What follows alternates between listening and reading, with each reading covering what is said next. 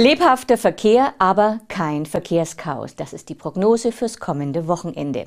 Während in 9 Bundesländern die Ferien enden, beginnen sie für die Schüler in Hamburg und den Niederlanden.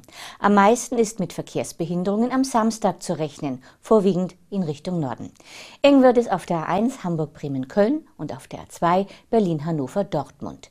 Der Rückreiseverkehr macht sich auch auf der A7 und der A9 bemerkbar und auch rund um Berlin, Köln, Frankfurt, Stuttgart und München kann es zu Verzögerungen kommen.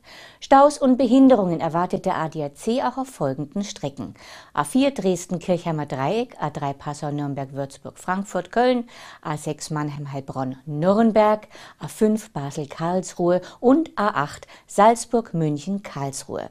Wer auf der A99 der Umfahrung München, der A93 Inntal 3 Kufstein und der A95 München-Garmisch-Partenkirchen unterwegs ist, muss ebenfalls mit Verzögerungen rechnen.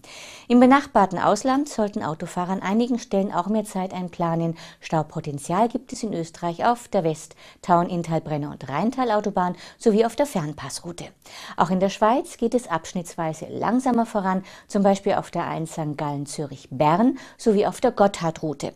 Und in Italien staut es sich auf den Straßen in Südtirol und der Brenner-Autobahn.